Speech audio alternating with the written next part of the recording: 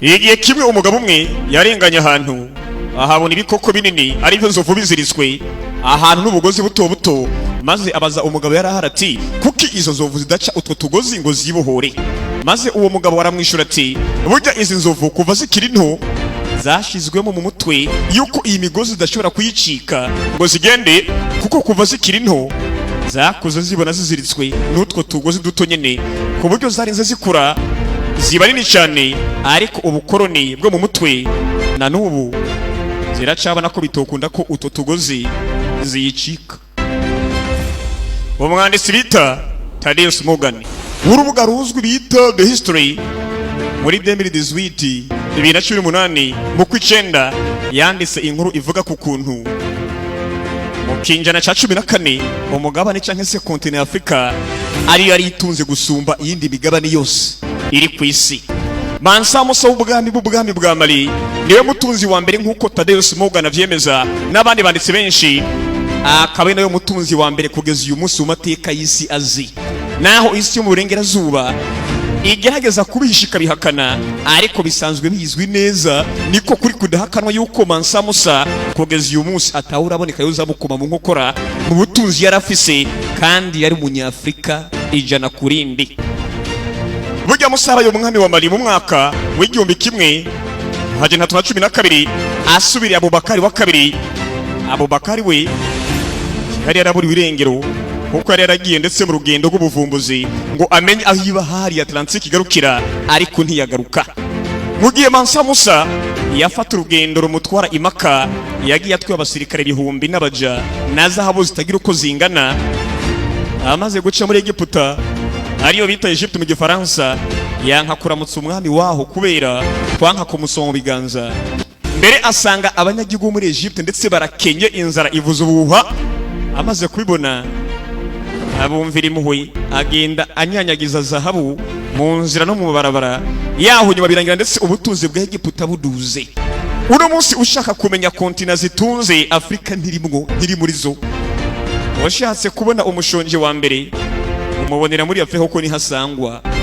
Uno munsi ubajije ahantu hambere ku isi basenga cyane uzosanga ari muri Afrika, ariko kandi unaravye abantu ba mbere bakenye ni muri Afrika nyene. Kandi kera burya Afrika si kuva bihoze wari umugabane ukize ukungahaye utunze, ariko tukibaza byaje guhinduka bite nyuma ca kinyejana ca 14. Igihe abazungu baze gukoloniza muri Afrika, umwami Leopold wa kabiri w'Ububirigi mwikete yandikiye abamisiyoneri. Singiye kubabwira byose mu byo yanditse, nzibabwira mu kiganiro gikurikira canke cy'ubutaha, ahubwo ndababwira duke mutwe yanditse biri gutuma uyu munsi Afrika twisanga mu bukene mpaka ku buryo byadukurikiranye. Umwami Leopold w'Ububirigi yabandikiye ati nimubigisha abanyafrika ibyo kumenya Imana kuko basanzwe bazi Imana icyari cyo, baranasenga, bafise Imana bita Mungu, ahandi bakayita Nzambi, n'ahandi bakayita ndetse Nzankomba, n'ayandi mazina bita Imana bakayita bivanye n'ururimi bayita ntazi. Ahubwo mwebwe genda mubigishe ubukene kandi mubikore ku nyungu z'Ububirigi. Mubabwire hanini ya mirongo ivuga iti harahiri waboro n'abakene kuko aribo bazoragwa ubwami bw'ijuru, na ya mirongo ndetse ivuga iti ivuga ko umutunzi akomerewe kuko atazobona ijuru, ahubwo horoshe ingamiya guca mu jisho y'urushinge hako umutunzi agera mu bwami bw'ijuru. Kariko bagira ibishobisho abanyafrika bazovyumva, bityo mubumvishe ko abakene ari bo bene ijuru, bavavandure n'ibyo butunzi, bareke dusahuri Afrika tuyimbe mpaka. Iyo gahunda rakomeje mpaka uyu munsi twacabona ingaruka muri Afrika, ku buryo usanga byaradukomereye ubukene buvuza ubuhuha, inzara, ariko ugasanga ubutunzi dufise muri Afrika sibwo bafise hakurya, mugabo ugasanga mpaka uyu munsi tubategera amaboko kubera propaganda zatangujwe kera n'abanyamerika zigikomeje mpaka uyu munsi n'abanyamerika. Urabye neza aho ababirigi baciye niho hakenye gusumba ahandi ku isi kubera za nyigisho badusizemwo. Ababirigi nta bundi buvuge byinshi muraza aho bagiye bakoloniza, ni nabyo bihugu usanga byibasirwe n'ubukene bukabije kubera ya myizerere kwa kwizera batubitsemwo. Ariko yamara Salomo muri Bibiliya, umwami Salomo, Aburahamu nayo imbere yo kugeragezwa barabatunzi ntibarabakene nkuko tuvyumva, ariko Leopold wa kabiri abwira abamisiyoneri ati genda mubigishe yuko ubukene ariyo pasiporo igeze abantu mu ijuru, mubigishe ko umukene kubona ijuru ahubwo ko ari kashi, bakomeze baririmbe biteho gusiga ijuru, babone ku isi ari umwansi, tudakwiye kuba ku isi ahubwo dukwiye kwigira mu ijuru, turonderere ijuru ryonyine, yamara ugiye kubiraba neza usanga atari byo.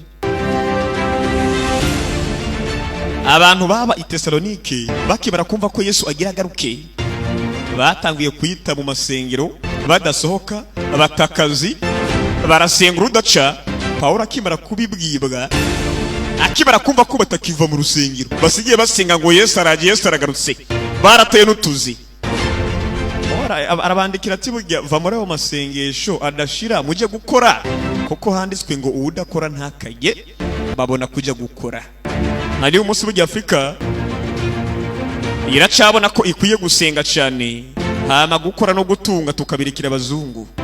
Ni muri Afrika bama basenga cyane, banasengera ijuru gusa, ariko bakirirwa barogota ku Mana no kwiba ndetse mu madini kubera inzara n'ubukene.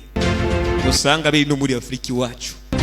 Uno munsi ubajije kontina ikenye gusumba izindi ni Afrika, ariko ubajije ahari zahabu nyinshi, coltan, cobalti n'amabuye y'igiciro akomeye ku isi y'imboneka rimwe ni muri Afrika. Muri make uyu munsi kugira telefone imwe ikogwe canke imashini imwe irangire nibyoshobokera abazungu Kongo itabigize mu ruhara.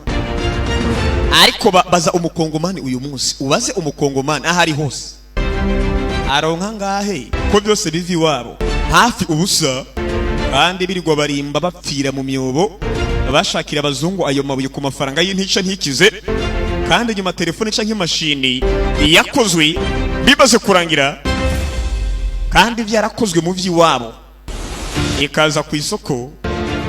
Umukongomani kandi ubutare bakora bibe bintu bikuri wabo, mwiri umukongomani ati gura imashini rero canke se gura telefone. Sikuvuga ngo nabakene ntibashobora kubigura, barabigura, mugabo benshi muri busanga ata mikoro bafise ahageje ku buryo bo kwigurira ivyakozwe bikuwe mu vy'iwabo, ibyo bagombye guhabwa ndetse mu mafaranga make, ibyo bategerezwa kuronka nk'uburenganzira bwabo kariko bituruka iwabo. Birabavuna mpaka uyu munsi niko Afrika bimeze n'ahandi hose, bari kuri wacu ndetse kenshi ariko bikatuzimba kubigura kandi bituruka iwacu, bamara kubihingura bigakomera. Uno munsi ni wabaza umugabane ufise amadeni menshi uzosanga ari Afrika. Ibihugu byinshi vya Afrika burya usanga biri mu madeni y'abazungu n'abanya Aziya, burya usanga amadeni abageze mu mihogo neza neza. Putin we ryari amaze iminsi arekurira amadeni abanyafrika bari bamufitiye, bagatangura bushasha iyindi mishinga. Inko bagiye bakopesha iyo hanze abanyafrika benshi mu bihugu, ugasanga niyo madeni twama turimwo nk'abanyafrika, tutabuze uburyo twozikorera twe ubwacu. Oya, ikibazo rero ni koko Afrika yari ikwiye kuja mu ideni ry'abanyaburayi canke abanyaziya nyuma y'amabuye y'agaciro n'ubutunzi twibitse ko. Uno munsi muri Zimbabwe hafi 80% ya za pome bazirungika mu Bushinwa, amakawa dukora yose agashogwa hanze. Ni bande ubundi ho bagene igiciro cy'amafaranga n'agaciro k'amafaranga nibo nyene. Ibintu waruhiye niyo bakubwira ngo turabiguraya, zahabu wacukuye nyakubya tuze tuza kuyiguraya, kandi barayicukuye iwanyu bikuvunye ugahakwa no gupfa, ariko bakakubwira ngo turayiguraye, bakanagutegeka igiciro bagomba kugura ivyavuye iwanyu babazungu nyene. Iranium iri muri Kongo naho ni nyinshi cyane. Iranium burya ni amabuye bakoramwo ibigwanisho ruhunyanganda. Iranium ya mbere ikaze iva muri Kongo ku buryo isumba niyo muri Irani ubwayo, kuko Irani burya yiswe Irani bivuye kuri ayo mabuye nyene bafise ku bwinshi Iranium. Ariko burya amabuye muri Irani bafise Iranium bakoramo ibisasu ntashikira ubukana amabuye yo muri Kongo. Kongo nyene aho hafi yacu nyene uciye mu Cibitoke canke mu Gatumba, ku buryo Amerika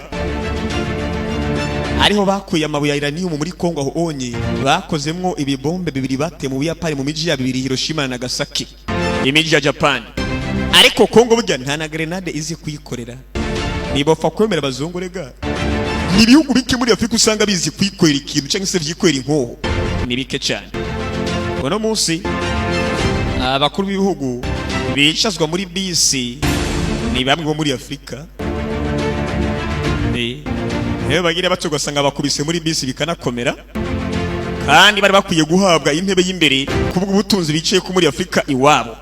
Muri oni abanyafrika burya bajeho nk'indorerezi udugije umutwe nka Kadafi bagakura mu kayira. Uno munsi kujya hanze muri Amerika niyo nzozi ya benshi mu bahungu n'abakobwa muri Afrika, nonga iwacu mu Burundi burya ni kwicomekera muri Amerika tu.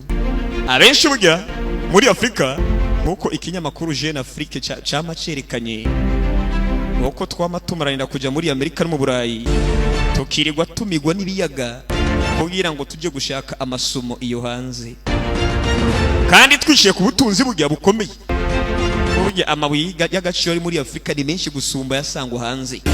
Uno munsi Afrika niho abanyamahanga bagize iyara ryo guta ibikoresho bitagikoreshwa iwabo, kandi ganduza ubutaka, ibimashini, ibitelefone, ibintu byose by'ubuhinga bwa none babita muri Afrika. Ibicafu byose babitino muri Afrika iwacu. Hano ugasanga ari ibihugu byemeye kwakira ibyo bicafu byose, urumva batitaho ingaruka. Uribuka inkuru twahereye ko akagozi gato inzovu zakuriye ko kaziziritse zikarinda zikura muri bwa bukoroni nyene, niko tuguma aho turi koko batwijeje ko dukwiye kubategera amaboko tubasabe batuyobore nkuko Leopold wa kabiri yabisavye ababirigi igihe baza muri aka karere.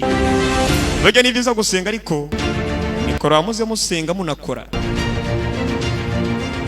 Burya no gukora ukwera ijuru ni byiza, uze ukorere ijuru, ariko kandi uzokwa muyibuka ko ari abana cyangwa umugore baba bashaka kujya kubera bakoze apana kubera basenze gusereka.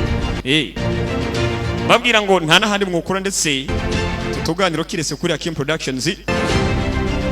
Mona simbira kuri YouTube Hakim Productions 257, kandi video mukanda ho kuri follow musanzariza abandi benshi kugira ngo tubashe kugwiza ubumenyi kuri benshi.